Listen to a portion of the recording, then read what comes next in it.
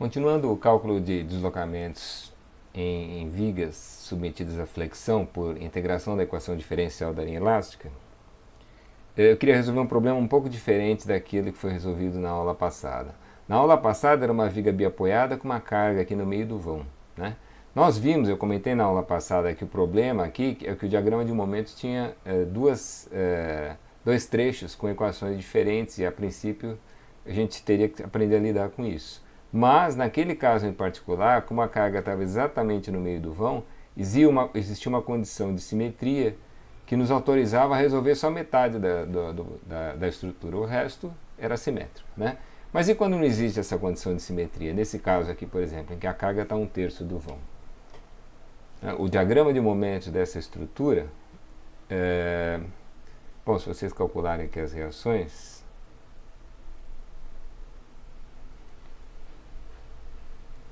elas vão estar na proporção dos vãos, né? E essa aqui é maior, a carga está mais perto desse vão. Então essa aqui vai ser 2p sobre 3 e essa aqui vai ser p sobre 3. Né? Então o diagrama de momentos, a gente não precisa do diagrama de momentos para resolver esse problema, a gente precisa da equação, mas só para deixar claro o que está acontecendo aqui é o seguinte, ó, o diagrama de momentos fica assim. Ele tem um bico exatamente embaixo dessa força. Ops. Aqui é reto. E aqui deveria ser também. Tá? E o momento nessa seção é o 2p sobre 3 vezes L sobre 3 é 2pL sobre 9. Esse momento aqui é 2pL sobre 9. Tá? Não precisamos desse diagrama de momentos, repito. Mas já que estamos aqui, vamos fazer. Então, olha, aqui fica evidente qual que é o problema, né? Existe uma equação do momento que vale nesse trecho e uma outra equação que vale nesse trecho, né? São retas diferentes, tá? Então, nesses casos, o que a gente faz? A gente divide em duas equações diferenciais, uma em cada domínio, né? Eu vou fazer o seguinte, eu vou chamar esse trecho aqui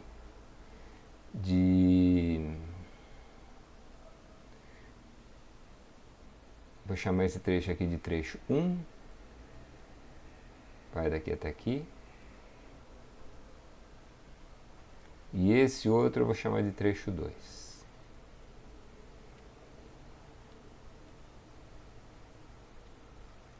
Tá? Então eu vou ter uma equação M1 no trecho 1 e uma equação M2 no trecho 2. O nosso sistema de eixos vai ser o de sempre.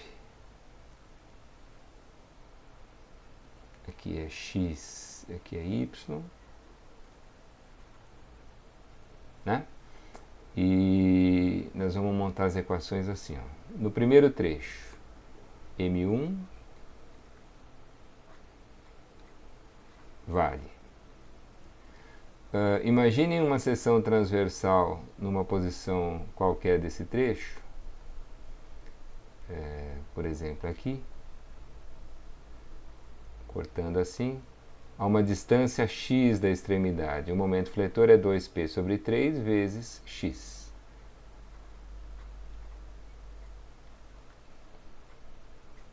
Tá certo? E essa equação vale enquanto essa seção estiver aqui, vale para x de 0 até L sobre 3. Né? Se essa seção passar para o lado de cá, essa força aqui vai entrar na equação, muda a equação. Tá? Então isso aqui vale para x de 0 até L sobre 3. Eu espero que eu não esteja na frente ainda dessa equação. E no segundo trecho, M2 de x vai ser... Olha, a gente pode manter o corte com esse mesmo sentido e considerar os esforços que estão para cá, mas aí vão entrar dois esforços. Eu acho mais fácil a gente cortar agora olhando ao contrário. Aí o momento nessa seção vai ser só o momento dessa força. P sobre 3 vezes essa distância. Vejam que x continua sendo medido a partir da origem. X é daqui até aqui. Então o braço de alavanca é L menos x. P sobre 3 vezes L menos X. Tá? Momento positivo também. Os dois estão tracionando embaixo, né? Bom, essa segunda equação, cuidado aqui, hein?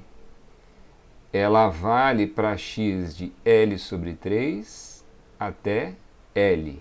Tá certo? Cuidado que o x está sempre medido a partir daqui. Isso aqui vale para L sobre 3 menor ou igual a x menor ou igual a L. Tá? Então são duas equações para o momento. Aí, na falta de outra informação, nós estamos supondo que o EI seja constante, né? Então vamos lá, é montar duas equações diferenciais. A primeira equação, V1 duas linhas, que é o deslocamento nesse trecho, é menos M1 dividido pelo EI.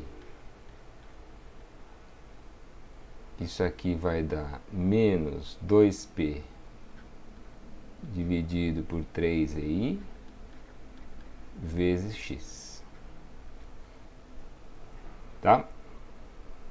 Integrando uma vez vai dar V1' igual a menos 2P dividido por 3EI vezes, eu vou colocar as constantes dentro de parênteses outra vez, x ao quadrado sobre 2 mais uma constante de integração C1. Né? E integrando mais uma vez, vai dar V1 igual a menos 2P sobre 3EI, que multiplica. A integral de x2 é x3 sobre 3, isso aqui vai dar x3 sobre 6, mais C1 vezes x, e aqui eu tenho que prever mais uma constante de integração C2, porque qualquer que seja o valor de C2, a derivada disso dá isso, né? Faço a mesma coisa do outro lado.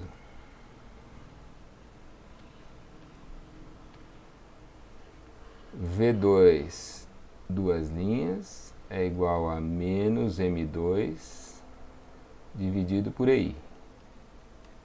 Isso aqui vai dar menos P sobre 3EI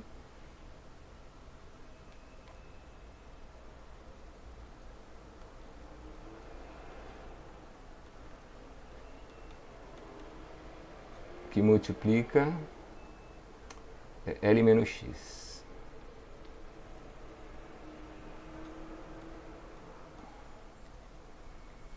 Né? Integrando uma vez, V2' vai ser menos P sobre 3EI. A integral de L é LX. A integral de X é x ao quadrado sobre 2. E aqui eu tenho que prever uma outra constante de integração que não tem nada a ver com aquelas duas, é um C3. Né? E finalmente V2 igual a menos P sobre 3EI vezes a integral de x é x ao quadrado sobre 2. A integral de x2 é x3 sobre 3, com esse 2 vai ficar 6, mais C3 vezes x, mais uma constante C4. Tá? Então vejam, no final das contas, a gente tem 4 constantes de integração, 2 num trecho e 2 no outro. Isso aí vai ser sempre assim. Como a gente vai pegar uma equação que tem a segunda derivada, quando a gente integrar duas vezes, vai ser sempre 2 constantes de integração. Se eu dividir em 2 trechos, vão ser 2 constantes em cada trecho. São ao todo 4 constantes de integração. Para determinar essas 4 constantes de integração, a gente vai precisar de 4 condições de contorno. Então vejam quais seriam elas. Primeiro, vamos entender onde é que a gente tem que procurar as condições de contorno, né? Esse é o domínio de validade da primeira equação. O contorno é x igual a 0 e x igual a L sobre 3. Para a segunda equação, o domínio de validade é esse outro, e o contorno é o L sobre 3 e o L. Então nós vamos ter que procurar condições de contorno aqui, aqui embaixo dessa força e aqui, tá? Duas delas são óbvias, pela presença desses deslocamentos, aqui, desses apoios, né? Aqui o deslocamento é zero e aqui o deslocamento é zero. Vejam, são apoios articulados, a rotação pode acontecer à vontade, né? O que o apoio restringe é só o deslocamento vertical, tá? Então as duas primeiras condições de contorno são nesses dois pontos, vamos escrever aqui.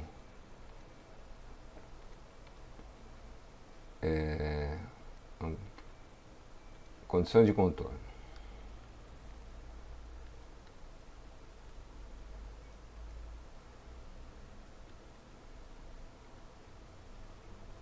Condições de contorno. Cuidado agora com o que é V1 e o que é V2. Aqui eu tenho que dizer que o deslocamento é zero, mas nesse domínio é V1, né? Então eu vou ter que dizer que V1 de zero igual a zero. É a primeira condição de contorno.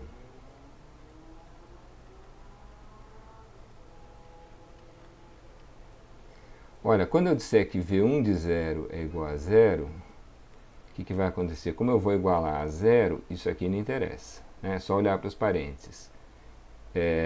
Isso aqui vai dar simplesmente C2, né? Então isso aqui vai anular uma das constantes, vai dar C2 igual a zero. Tá? A outra condição de contorno é deslocamento zero aqui por causa da presença desse apoio. Nesse domínio quem vale é V2, né? Então eu vou dizer que V2 nesse trecho é igual a zero. Agora cuidado, hein? Na hora que eu escrevi essa expressão do momento, o x era o mesmo, ele está contado a partir daqui, né? Então a variável independente aí nessa segunda equação de V2 é o mesmo x a partir daqui. Para eu dizer que o deslocamento aqui é zero, eu não vou dizer que o deslocamento em 2L sobre 3 é igual a zero, porque o V2 não está sendo contado a partir daqui, o x está a partir daqui. Então eu vou ter que dizer que V2 de L igual a zero, né? São detalhes assim que precisa tomar cuidado. V2 de L é igual a zero. V2 de L igual a zero não é uma condição de contorno tão boa quanto a primeira. As condições de contorno boas são assim, ó, alguma coisa calculada em zero igual a zero. Essa alguma coisa pode ser deslocamento ou rotação, porque elas anulam constantes, né? Uma condição como essa não é tão boa. Depois vocês vão entender porque eu estou falando isso. V2 de L igual a zero significa, eu vou igualar a zero, isso aqui não interessa. Isso aqui calculado em L tem que ser igual a zero, né? Vejam a chatice aqui, vai ficar tudo L, bom, tem que escrever a equação, né? L ao cubo sobre 2 menos L ao cubo sobre 6.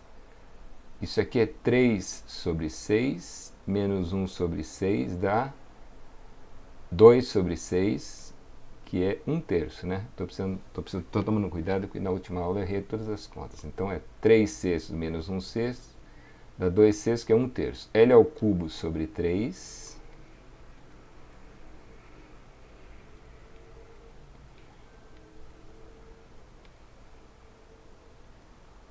mais C3L mais C4.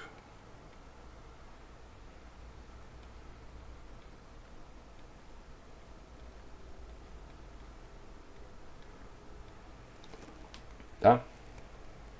Essa é a segunda condição de contorno. É só isso que eu sei sobre deslocamentos e rotações nesses dois pontos. A rotação é livre, pode ser qualquer coisa, no que depende dos apoios, e o deslocamento tem que ser zero.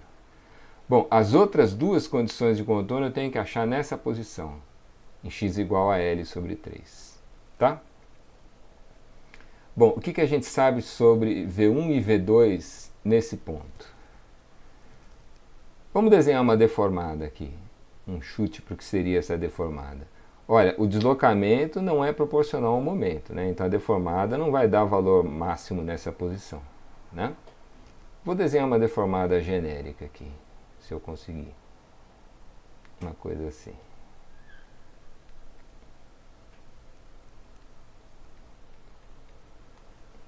tá? Bom, o que a gente sabe sobre os deslocamentos nessa posição?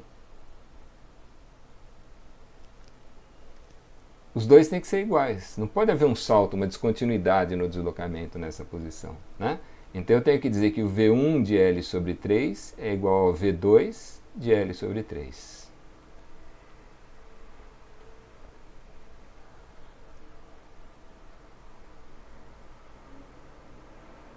V1 de L sobre 3 é igual ao V2 na mesma posição L sobre 3. E olha, isso aqui começa a ficar chato demais, não é? Pensem bem, eu não vou igualar a zero agora, então V1 de L sobre 3 é esse negócio, tudo isso aqui calculado em L sobre 3, vai envolver C1 e C2. O C2 a gente já sabe que é zero, mas vai envolver o C1. E depois, quando eu puser o V2 de L sobre 3, esse negócio vai entrar também. Isso aqui calculado em L sobre 3, e vai entrar C3 e C4. Essa equação aqui é uma equação chata, não vou nem escrever. Ela vai envolver C1, C3 e C4. Tá? E agora, qual é a condição de contorno que está faltando? Vejam, com essas três condições de contorno, V1 de 0 igual a 0 e V2 de L igual a 0 e V1 de L sobre 3 igual a V2 de L sobre 3, com essas três condições de contorno, eu poderia ter, a princípio, uma deformada assim, né? Pensem bem.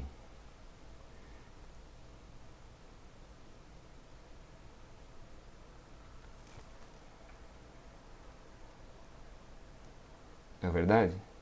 Essa deformada que eu desenhei, não sei se ficou claro aqui, acho que não, porque o desenho não está muito bom, mas tem um bico aqui. Com esse bico ela satisfaz as condições de contorno. Aqui o deslocamento é zero, aqui o deslocamento é zero e aqui os deslocamentos são iguais.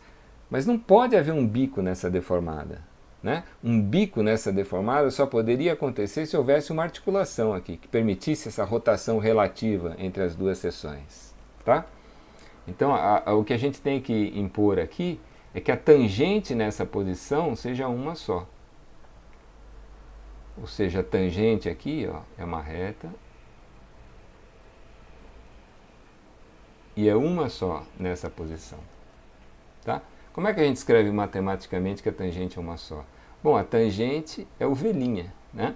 Eu vou ter que impor que V' de L sobre V1' em L sobre 3 seja igual ao V2' em L sobre 3.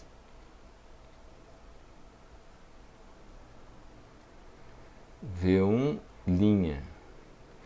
de L sobre 3 é igual a V2' de L sobre 3.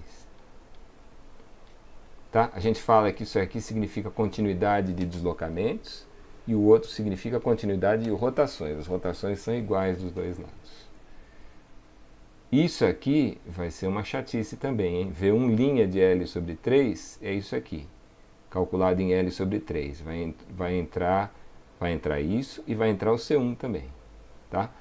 E quando eu fizer o V2' de L sobre 3, é essa expressão.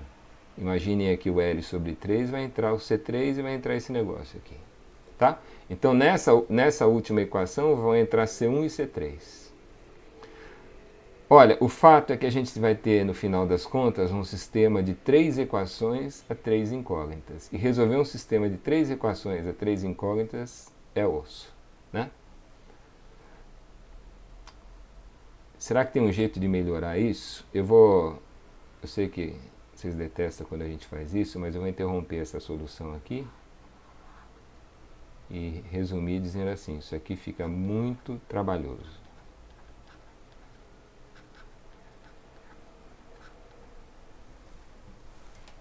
Tá?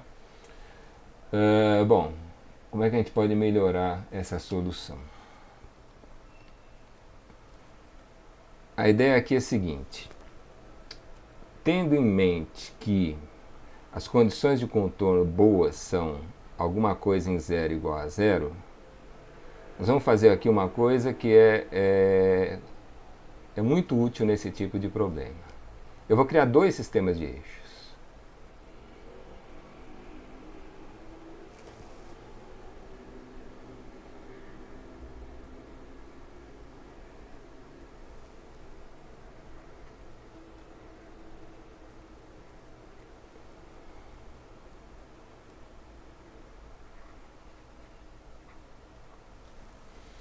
Eu vou criar um sistema de eixos azul, que é assim, x, y, e ele vai ser usado no primeiro trecho.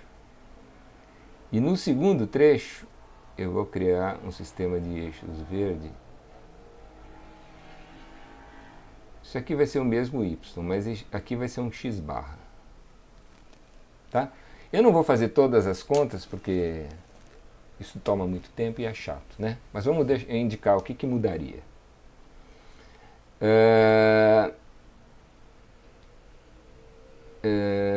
As equações de momento mudam, né? Essa equação continua a mesma. Com o x daqui para cá, o momento m1 é 2p sobre 3 vezes x. Então, o m1 continua sendo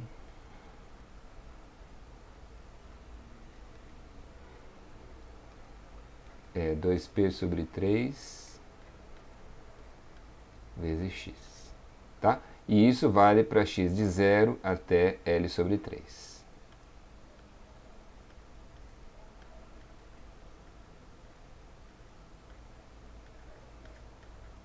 Tá?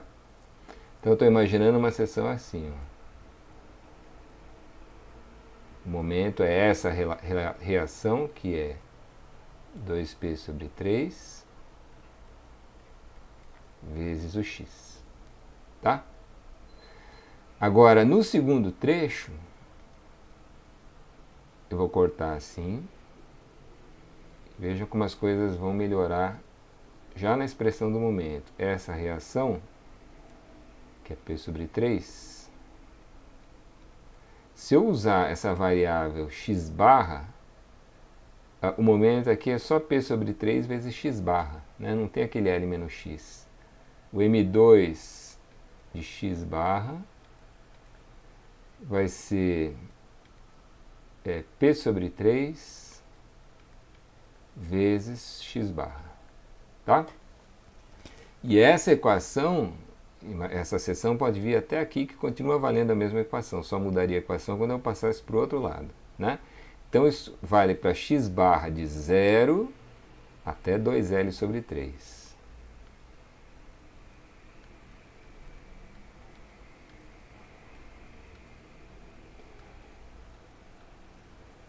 Tá?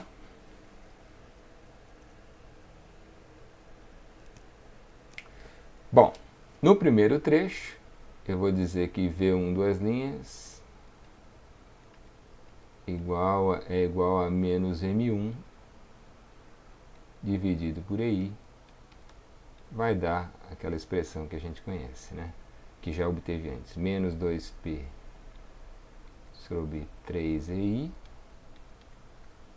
vezes x. Tá?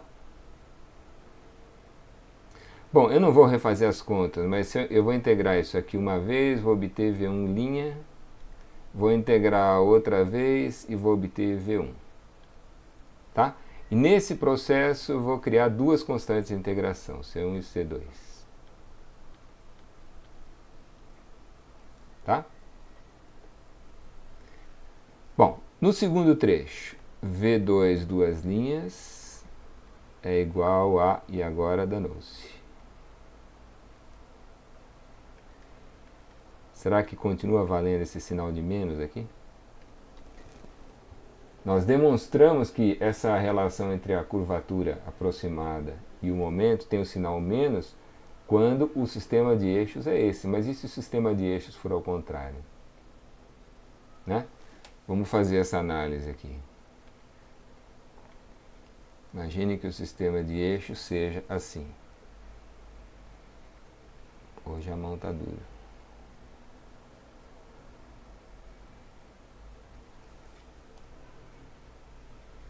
Imagine que o sistema de eixo seja y aqui e x barra aqui. Eu vou desenhar uma deformada compatível com momento positivo, tração embaixo.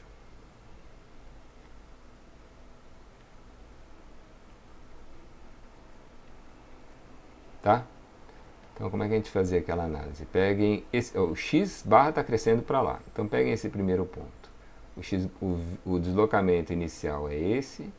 Quando eu aumentar um pouquinho o x barra, o deslocamento transversal vai ficar maior. Significa que o v' de x barra aqui é maior do que zero. Não é isso? A função é crescente nessa posição. A derivada é positiva. Agora peguem o outro lado. Para chegar aqui, eu vim de um x barra um pouco menor, em que o deslocamento era maior. À medida que está aumentando o x barra, o deslocamento está diminuindo. Isso quer dizer que o v' aqui é menor do que zero. Né? E vai ter uma posição intermediária em que a tangente é horizontal. E o v' vai ser igual a zero. Ou seja, à medida que o x barra está aumentando, o v', que era positivo, ficou zero e depois ficou negativo. Né? O v' está diminuindo. Quando eu andar para cá, o v' diminui.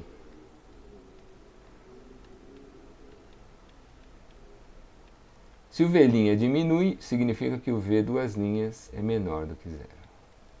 Tá certo? Então, seja num sistema de eixo ou no outro, quando o momento é positivo, o v duas linhas tem que ser negativo e vice-versa. Aquele sinal continua sendo menos. Está confirmado.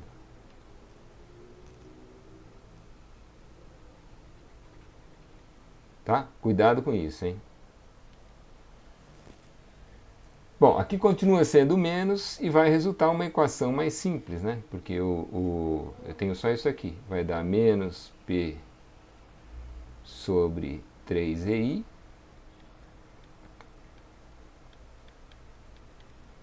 vezes x barra. Tá? É uma equação tão simples quanto aquela lá de cima. Nós vamos integrar isso aqui uma vez, vai dar V2', integra outra vez, vai dar V2 simplesmente. E nesse processo vamos gerar mais duas constantes, C3 e C4, que vão ser diferentes da análise do problema anterior. Né? Quais serão as 4 condições de contorno? Esse aqui é o ponto.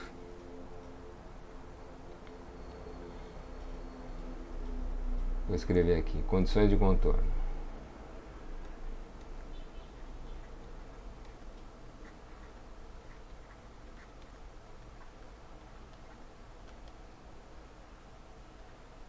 A gente sabe o que a gente quer dizer, só precisa dizer da forma certa. Cadê a figura? Aqui. Condições de contorno. Como é que eu digo que o deslocamento aqui é zero? Bom, esse aqui era o trecho 1, esse era o trecho 2. O V1 usa esse sistema de eixo, o V2 usa esse outro. Para dizer que o deslocamento aqui é zero, eu vou ter que dizer que V1 de zero é igual a zero.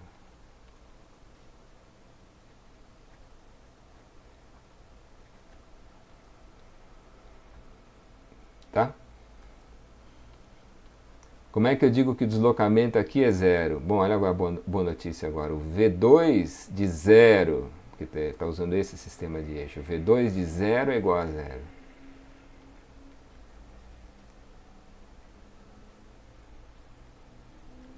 Essas duas condições vão anular constantes. Então, em vez de ter um sistema 3x3, eu vou ter no máximo um sistema 2x2, que é muito mais fácil. Né? Que mais? Aqui eu tenho que dizer que os deslocamentos são iguais. Agora eu tenho que dizer que V1 de L sobre 3 é igual a V2 de 2L sobre 3. Né? V1 de L sobre 3 é igual a V2 de 2L sobre 3. Essa é a terceira condição de contorno. Essa é a condição que compatibiliza deslocamentos, né? Agora, como é que eu faço para compatibilizar as rotações? Deformada aqui, vai dar alguma coisa assim. Nesse ponto, o deslocamento é o mesmo e a tangente é uma só, né? Será que eu digo que o V' de um lado é igual ao V' do outro? Agora é preciso tomar cuidado. Aliás, esse é o cuidado que a gente tem que tomar quando usa dois sistemas de eixos. No primeiro sistema de eixo, cadê? Hein? No primeiro sistema de eixo, assim, isso aqui era x, isso aqui era y. Se a tangente for assim, que sinal ela tem, hein? Bom, nesse sistema de eixos, vejam que à medida que x está crescendo, o y está crescendo, né? Isso seria um V'1 maior do que zero, né? Agora, no outro sistema de eixos, nós até já vimos ali em cima. No outro sistema de eixos, se fosse y e x barra, o que seria uma tangente igual a essa? Bom, nesse sistema de eixos, quando o x barra tem esse valor, o deslocamento é grande, e quando eu chegar aqui, o deslocamento diminuiu. Então o V2' aqui é menor do que zero, né? Uma mesma tangente num sistema de eixo é um V' positivo, no outro sistema de eixo é um V' negativo. Tá? Então eu não posso dizer que V'1 é igual a V'2 naquela posição. Eu tenho que dizer que um é menos o outro para que eles representem geometricamente a mesma tangente, que é o que tem que acontecer. Tá? Então a outra condição de contorno é V1' de L sobre 3 igual a menos V2' de 2L sobre 3. Tá certo? Isso aqui é muito mais simples, é um sistema de duas equações a duas incógnitas. Além da equação do momento ser mais simples, no segundo trecho, o sistema final é mais simples porque a gente consegue anular mais constantes. O cuidado que precisa tomar é na hora de compatibilizar rotações. Se eu mudar o eixo x, muda o sinal das derivadas, tá?